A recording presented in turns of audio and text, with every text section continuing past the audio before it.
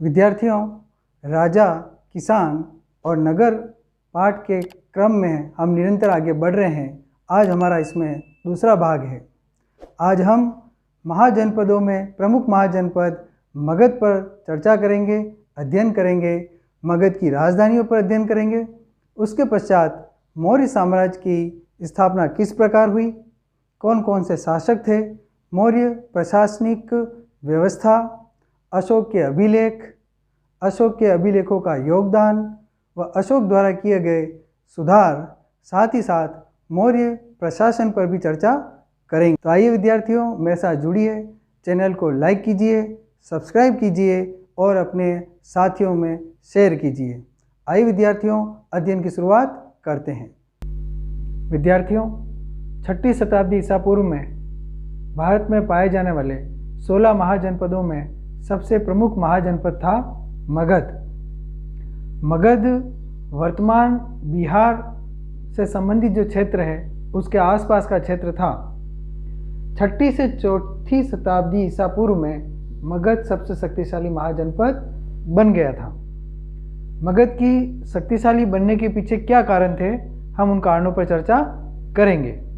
पहला कारण, मगध में कृषि उपज अच्छी थी।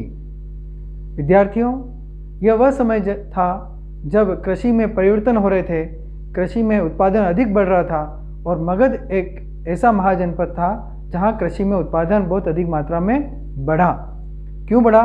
क्योंकि यह क्षेत्र नदियों का क्षेत्र था, सिंचाई वाला क्षेत्र था, इस वजह से यहाँ उत्पादन अधिक मात्रा में बढ़ा। दूसरा, लोहे की खदानें यहाँ उपलब्ध थी। बिहार के आसपास का जो क्षेत्र था, इस साम्राज्य का जो क्षेत्र था, वहाँ पर लोहे की खदानें थी और इन लोहे की खदानों की वजह से उपकरण और हथियार बनाना सरल था। कृषि में भी जो उपकरण बनाए गए थे वह लोहे की सहायता से बनाए गए थे और युद्ध में जो हथियार काम में लिए जाते थे वह भी लोहे की सहायता से बनाए गए। तीसरा महत्वपूर्ण कारण, मगध के आसपास जंगल थे और जंगलों में मुख्य रूप से हाथी उपलब्ध थे, जो उस समय सेना का एक महत्वपूर्ण भाग हुआ करता था। यह वह समय था जब जिस राजा के पास अधिक मात्रा में हाथी हो उसकी विजय पताका सभी ओर लहराती थी। अगला महत्वपूर्ण बिंदु, गंगा और इसकी उपनदियों से आवागमन सस्ता व सुलभ होता था। नदियों का क्षेत्र होने से आवागमन जो था नौकाओं के माध्यम से, नावों के माध्यम से आसानी से होता था। पांचवा और महत्वपूर्ण कारण, मगध के शासकों की नीतियाँ भी मगध को शक्तिशाली बनाने में महत्वपूर्ण रही। अब ऐसे कौन कौन से प्रारंभिक शासक थे जिन्होंने मगध को ऊंचाई पर पहुंचाया? तो प्रमुख शासक जो थे वह थे बिंबिसार, अजातशत्रु, महापद्मनंद और ये सभी जो शासक थे बहुत ही महत्वाकांक्षी थे। इस वजह से मगध अब शक्तिशाली हो सका। मगध की शुरुआत में जो राजधानियाँ थी वो बदलती रही। तो मगध की जो राजधानियाँ है वो मुख्य रूप से कौन कौन सी है, आइए अध्ययन करते हैं। पहली राजधानी का नाम है राजगाह या राजगीर। प्रारंभ में राजगाह, जो कि आधुनिक बिहार का राजगीर का प्राकृत नाम है। विद्यार्थियों, हम पहले चर्चा कर चुके हैं कि प्राकृत भाषा से क्या तात्पर्य है। प्राकृत भाषा से तात्पर्य है कि प्राचीन भारत में आम लोगों के बीच में जो बोली जाने वाली भाषा थी वह प्राकृत भाषा थी। तो प्राकृत भाषा में राजगीर को राजगाह कहा जाता है और राजगाह का अर्थ होता है राजाओं का घर। राजगाह जो थी वो पहाड़ियों के बीच बसी हुआ एक शहर था जो कि चारों ओर से किलेबंद था, चारों ओर ऊंची ऊंची दीवारें की गई थी। दूसरी राजधानी, समय के साथ राजधानी में परिवर्तन हुआ, पाटलिपुत्र। पाटलिपुत्र जो राजधानी थी वह 4ठी शताब्दी ईसा पूर्व में बनाई गई और अब इसे वर्तमान में पटना कहा जाता है। पटना के रूप में यह प्रसिद्ध है। पाटलिपुत्र की जो अवस्थिति थी वह गंगा के किनारे थी और गंगा के किनारे होने से यहाँ पर आवागमन सरल था, सहज था। इस वजह से पाटलिपुत्र का विकास हो पाया। साथियों, अब हम आरंभिक साम्राज्य के ऊपर चर्चा करेंगे। ईसा पूर्व सबसे महत्वपूर्ण साम्राज्य था मौर्य साम्राज्य और इस मौर्य साम्राज्य की जो स्थापना की थी वह की थी चंद्रगुप्त मौर्य ने। चंद्रगुप्त मौर्य ने लगभग 321 ईसा पूर्व में मौर्य साम्राज्य की स्थापना की। चंद्रगुप्त मौर्य का जो साम्राज्य था न केवल भारत में वरन भारत के बाहर भी पश्चिम उत्तर क्षेत्र में अफगानिस्तान और बलूचिस्तान तक ये क्षेत्र विस्तृत था। जैसा कि आप यहाँ मानचित्र में देख रहे हैं, चंद्रगुप्त मौर्य का साम्राज्य हमें भारत के बाहर भी दृष्टिगोचर हो रहा है। चंद्रगुप्त मौर्य के बाद में उसका पुत्र बिंदुसार शासक बना और बिंदुसार के बाद बिंदुसार का पुत्र अशोक शासक बना। अशोक बिंदुसार का पुत्र व चंद्रगुप्त मौर्य का पौत्र था। भारतीय इतिहास में अशोक को सर्वप्रसिद्ध शासक माना जाता है। अशोक ने कलिंग पर विजय प्राप्त की। कलिंग युद्ध की विजय उसके जीवन में परिवर्तनकारी साबित हुई। विद्यार्थियों, अब हम मौर्य वंश की जानकारी के स्रोतों का अध्ययन करेंगे। जैसे कि हम पूर्व में अध्ययन कर चुके हैं कि इतिहास अध्ययन करने के मुख्य रूप से दो स्रोत होते हैं, पहला पुरातात्विक और दूसरा साहित्यिक। उसी प्रकार मौर्य वंश की जानकारी के भी यहाँ पर मुख्य रूप से निम्न स्रोत हैं। प्रथम, पुरातात्विक स्रोत या पुरातात्विक प्रमाण कौन कौन से हैं? प्राचीन भवन, स्तूप, इमारतें, गुफाएं इत्यादि जो स्थान हैं वह सभी पुरातात्विक प्रमाणों में शामिल होते हैं। अभिलेखों को भी हम इसी में गिनती करते हैं। दूसरा जो महत्वपूर्ण स्रोत है वह है साहित्यिक स्रोत। साहित्यिक स्रोत में मुख्य रूप से दो पुस्तकें मौर्य वंश की जानकारी की स्रोत हैं। पहली पुस्तक जो कि यूनानी राजदूत मेगास्थनीज द्वारा लिखी गई थी, जिसका नाम है इंडिका। विद्यार्थियों, मेगास्थनीज चंद्रगुप्त मौर्य के दरबार में यूनानी राजदूत था और उसने उसके दरबार में रहते हुए जो पुस्तक लिखी उसका नाम है इंडिका। इस पुस्तक के माध्यम से चंद्रगुप्त मौर्य के शासन की राजनीतिक, आर्थिक व समस्त जानकारी हमें प्राप्त होती है। दूसरी महत्वपूर्ण पुस्तक है अर्थशास्त्र। अर्थशास्त्र के जो रचयिता हैं उसका नाम है चाणक्य या विष्णुगुप्त या कौटिल्य। तीनों ही एक ही व्यक्ति के नाम हैं और ये जो चाणक्य था वह चंद्रगुप्त मौर्य के गुरुजी भी थे, महामंत्री भी थे और चंद्रगुप्त मौर्य के राज्य की स्थापना में इनका महत्वपूर्ण स्थान था। इनके द्वारा रचित पुस्तक से हमें मौर्य वंश की प्रारंभिक जानकारी मिलती है और मौर्य वंश के राज्य की स्थापना करने में किस प्रकार की नीतियों का प्रयोग किया गया वह इस ग्रंथ के माध्यम से पता चलता है। तीसरा महत्वपूर्ण स्रोत परवर्ती बौद्ध और जैन पौराणिक ग्रंथों के माध्यम से, साथ ही संस्कृत ग्रंथों के माध्यम से जो वर्णन प्राप्त होता है उससे हमें मौर्य वंश की जानकारी मिलती है। विद्यार्थियों, अगला महत्वपूर्ण बिंदु अशोक के अभिलेख। जैसा कि अभी हमने बात की थी कि पुरातात्विक स्रोतों में अभिलेख भी महत्वपूर्ण होते हैं। अशोक एक ऐसा शासक था जिसने अभिलेखों की रचनाएं करवाई और ये पहला सम्राट था, भारत में ये पहला सम्राट था जिसने अपने अधिकारियों और प्रजा को संदेश देने के लिए प्राकृतिक व पॉलिश किए गए स्तंभों का प्रयोग किया। पत्थरों पर लेख लिखवाए, पॉलिश किए हुए स्तंभों पर लेख लिखवाए। अशोक ने अपने अभिलेखों के माध्यम से जनता को क्या संदेश दिया? अशोक ने अपने अभिलेखों के माध्यम से धम्म का प्रचार किया। हमने पूर्व में अध्ययन किया था कि धम्म क्या है। धम्म नैतिक शिक्षाओं की एक आचार संहिता है जिसके माध्यम से अशोक ने अपनी प्रजा का नैतिक कल्याण करने की आकांक्षा की। इन अभिलेखों के माध्यम से अशोक ने धम्म का प्रचार किया। इनमें बड़ों के प्रति आदर, सन्यासियों और ब्राह्मणों के प्रति उदारता, सेवकों और दासों के साथ उचित उदार व्यवहार तथा दूसरों के धर्मों और परंपराओं का आदर शामिल है। तो विद्यार्थियों, इस प्रकार अशोक ने अभिलेखों के माध्यम से एक सामाजिक समरसता स्थापित करने का प्रयास किया। अब हम मानचित्र पर अध्ययन करके देखेंगे कि अशोक ने भारत में कहाँ कहाँ पर अपने अभिलेख स्थापित करवाए। अशोक के अभिलेख मुख्य रूप से 3 प्रकार के हैं। सर्वप्रथम महाशिलालेख, फिर दूसरे स्थान पर लघु शिलालेख और तीसरे स्थान पर स्तंभ अभिलेख। तीनों प्रकार के जो लेख हैं वह हम अभी मानचित्र पर देखेंगे कि कहाँ कहाँ पर स्थापित किए गए हैं। सर्वप्रथम हम पूरे भारत में महाशिलालेख कहाँ थे उसके ऊपर अध्ययन करते हैं। तो विद्यार्थियों देखिए, भारत व भारत के बाहर अशोक ने कांधार में महाशिलालेख की स्थापना करी।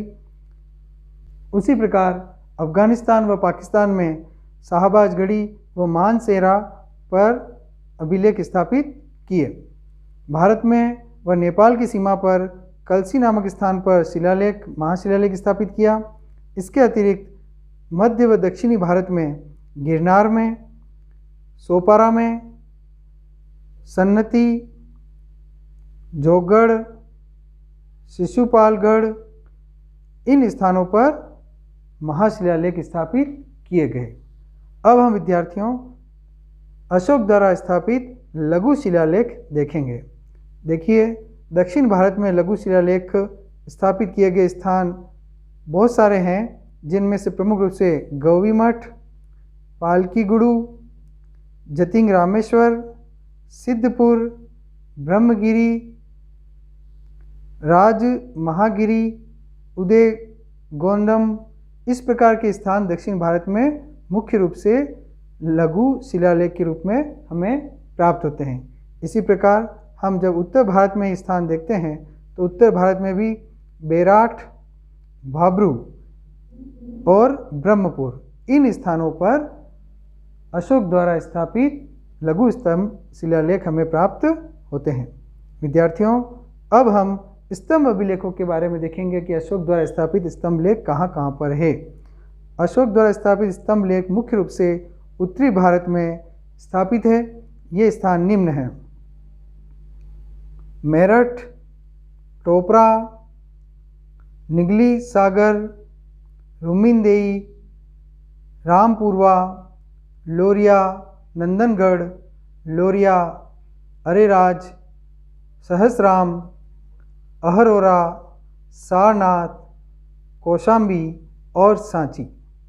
विद्यार्थियों, इस प्रकार इन समस्त स्थानों पर अशोक के अभिलेख हमें प्राप्त होते हैं और इन अभिलेखों के माध्यम से अशोक ने न केवल अपनी प्रजा बल्कि अपने अधिकारियों को भी संदेश देने का प्रयास किया और धम्म का प्रचार प्रसार किया। साथियों, अब हम मौर्य साम्राज्य के प्रशासन को समझने का प्रयास करेंगे। मौर्य साम्राज्य मुख्य रूप से 5 भागों में विभाजित था। 5 राजनीतिक केंद्र थे। इन 5 राजनीतिक केंद्रों में से पहला राजनीतिक केंद्र स्वयं पाटलिपुत्र था, जो कि साम्राज्य की राजधानी थी। इसके अतिरिक्त 4 प्रांतीय केंद्र थे: तक्षशिला, उज्जैनी, तोसली और सुवर्णगिरी। ये चारों प्रांतीय केंद्र हैं और पाटलिपुत्र राजधानी थी। अशोक के अभिलेख आधुनिक पाकिस्तान के पश्चिम उत्तर सीमांत प्रांत से लेकर आंध्र प्रदेश, उड़ीसा और उत्तराखंड तक मिलते हैं। हर स्थान पर एक जैसे संदेश उत्कीर्ण किए गए हैं। इस प्रकार मौर्य साम्राज्य एक बहुत विस्तृत क्षेत्र पर था। इन शिलालेखों व इन लेखों के माध्यम से हमें पता चलता है कि मौर्य साम्राज्य न केवल भारत में जबकि भारत से बाहर भी व्याप्त था। जैसा कि आप यहाँ पर मानचित्र में देख रहे हैं कि अशोक का जो साम्राज्य है उसका क्षेत्र बहुत अधिक विस्तृत है। सबसे प्रबल प्रशासनिक नियंत्रण साम्राज्य की राजधानी व उसके आसपास के प्रांतीय केंद्रों पर था। जो राजधानी पाटलिपुत्र थी वहाँ पर सबसे ज़्यादा केंद्र था, सबसे ज़्यादा नियंत्रण था। इसके अतिरिक्त तक्षशिला व उज्जैनी दोनों लंबी दूरी वाले महत्वपूर्ण मार्ग पर अवस्थित थे, जो कि व्यापारिक मार्ग थे, जबकि सुवर्णगिरी कर्नाटक में सोने की खदान के लिए उपयोगी था। इस प्रकार मौर्य साम्राज्य के सभी प्रांत महत्वपूर्ण थे और अपने महत्वपूर्ण होने का कारण या तो वो व्यापारिक मार्ग पर थे या खदान क्षेत्रों की वजह से वह महत्वपूर्ण थे। विद्यार्थियों, अब हम मौर्य साम्राज्य की सेना का अध्ययन करेंगे। मौर्य प्रशासन में सेना सुरक्षा का एक प्रमुख माध्यम थी। मेगस्थनीज, जो कि यूनानी राजदूत था, चंद्रगुप्त मौर्य के दरबार में उपस्थित था और मेगस्थनीज द्वारा रचित पुस्तक इंडिका के माध्यम से हमें पता चलता है कि सैन्य जो व्यवस्था थी वह एक समिति व 6 उप समितियों में विभक्त थी, जो कि एक सैन्य विभाग था और सैन्य विभाग द्वारा यह समितियां निर्दिष्ट होती थी। प्रत्येक समिति में 5 सैन्य विशेषज्ञ होते थे। एक महत्वपूर्ण तथ्य है कि मौर्य साम्राज्य में भी सेना का संगठन था, वह समिति व उप समितियों के माध्यम से संचालित होता था। सेना जो मुख्य रूप से निम्न भागों में विभाजित थी: पैदल सेना, अश्व सेना, गज सेना, रथ सेना और नौसेना। नौसेना से तात्पर्य सामुद्रिक सेना से है, जो कि मौर्य साम्राज्य की सीमाओं की रक्षा करती थी। प्रत्येक सेना समिति द्वारा संचालित होती थी और एक उप समिति का काम था यातायात और खान पान का संचालन करना। इनका मुख्य काम था कि सेना के जितने भी भाग हैं उनके खान पान की व्यवस्था करना, यातायात की व्यवस्था करना, माल के लाने ले जाने की व्यवस्था करना। यूनानी स्रोतों के अनुसार मौर्य सम्राट के पास 6 लाख पैदल सैनिक, 30,000 घुड़सवार और 9,000 हाथी थे। इससे ये स्पष्ट होता है कि मौर्य साम्राज्य की सेना एक शक्तिशाली सेना थी और इस सेना के बल पर ही शासक इतना बड़ा राज्य स्थापित कर पाए। विद्यार्थियों, प्रत्येक महान शासक की आकांक्षा रहती है कि उसका साम्राज्य सुरक्षित रहे। उसी प्रकार अशोक ने भी अपने साम्राज्य का विस्तार करने के लिए व अपने साम्राज्य को सुरक्षित रखने के लिए धम्म का प्रचार का कार्य किया। अशोक के अनुसार धम्म की परिभाषा है, अपनी प्रजा के नैतिक उत्थान के लिए अशोक ने जिन आचारों की संहिता प्रस्तुत की उसे अभिलेखों में धम्म कहा गया है। धम्म के प्रचार के लिए अशोक ने एक नए पद का सृजन किया और उस पद पर धम्म महामात्र की नियुक्ति की।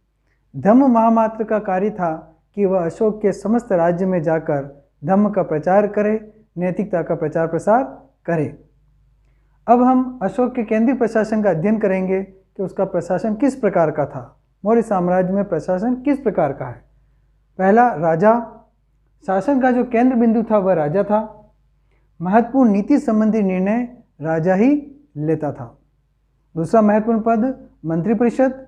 राजा को परामर्श देने के लिए मंत्रिपरिषद हुआ करती थी और मंत्रिपरिषद के सदस्यों का चयन वंश व परंपरा के आधार पर राजा स्वयं करता था।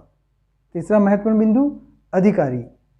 केंद्रीय प्रशासन में 18 अधिकारी थे, 18 शीर्षस्थ अधिकारी थे जो कि तीर्थ के नाम से जाने जाते थे। इन अधिकारियों को तीर्थ कहा गया है। चौथा, नगर प्रबंध। अशोक के समय में जो बड़े बड़े नगर थे उनका प्रबंध नगर प्रबंध समितियों द्वारा होता था। ये समितियां 5-5 सदस्यों की कुल 6 समितियां हुआ करती थी। इसके अतिरिक्त न्याय व गुप्तचर व्यवस्था थी जो कि पूरे साम्राज्य को सुरक्षित व संगठित करने में महत्वपूर्ण स्थान रखती थी। अब हम अशोक के प्रशासनिक सुधारों का अध्ययन करेंगे कि किस प्रकार अशोक ने प्रशासनिक सुधारों के माध्यम से पूरे साम्राज्य को एक करने का प्रयास किया। पहला, प्रजा को अपनी संतान मानकर अशोक ने राजा के कर्तव्य के रूप में सर्वलोक हित और पराक्रम को रखा। दूसरा, राजुक, युक्त एवं प्रादेशिक आदि न्याय, भूमि व लेखा संबंधी अधिकारियों की नियुक्ति की, जिससे समस्त राज्य में एक रूपता रहे, न्याय की समानता रहे, भूमि संबंधी रिकॉर्ड एक समान रहे। तीसरा, धम्म महामात्र का पद सृजित किया। जैसा कि अभी हमने अध्ययन किया था, धम्म के प्रचार के लिए धम्म महामात्र की नियुक्ति की। चौथा महत्वपूर्ण बिंदु, अहिंसा परक सुधारों में अशोक ने युद्ध नीति का त्याग कर दिया। हमने प्रारंभ में पढ़ा था कि अशोक ने कलिंग पर विजय प्राप्त की। कलिंग युद्ध की बाद की घटनाओं से अशोक का हृदय इतना पिघल गया कि उसने युद्ध नीति के स्थान पर धम्म नीति को अपना लिया। विद्यार्थियों, अब हम मौर्य साम्राज्य के महत्व का अध्ययन करेंगे कि मौर्य साम्राज्य भारतीय इतिहास में महत्वपूर्ण क्यों है। पहला बिंदु, भारतीय उपमहाद्वीप में राजनीतिक एकता स्थापित करने में मौर्य साम्राज्य का एक महत्वपूर्ण स्थान रहा है। प्रारंभिक समय में मौर्य साम्राज्य ही पहला राज्य था जिसने समस्त भारत को एक रूपता प्रदान की और राजनीतिक एकता स्थापित की। दूसरा महत्वपूर्ण बिंदु, मौर्यकालीन सम्राटों में अशोक को महान सम्राट माना गया है। आज भी अशोक के कार्यों को हम देखते हैं और उसी के अनुसार करने का प्रयास करते हैं। तीसरा महत्वपूर्ण बिंदु, अशोक ने प्रशासनिक सुधार किए, जनता को अपनी संतान माना। और चौथा बिंदु, मौर्यकालीन स्थापत्य व अभिलेख भारतीय इतिहास का कालक्रम निर्धारित करने में महत्वपूर्ण स्थान रखते हैं। अभिलेख महत्वपूर्ण स्रोत के रूप में हैं जिन्होंने भारतीय इतिहास को एक रूपता प्रदान की, कालक्रम का निरंतरता प्रदान की। इस प्रकार विद्यार्थियों, हमने मौर्य साम्राज्य प्रशासन व मौर्य प्रशासन के महत्व का अध्ययन किया है। आप मेरे साथ निरंतर जुड़े रहिए और आगे हम इसी अध्याय को निरंतर रखेंगे। शीघ्र मिलेंगे। धन्यवाद।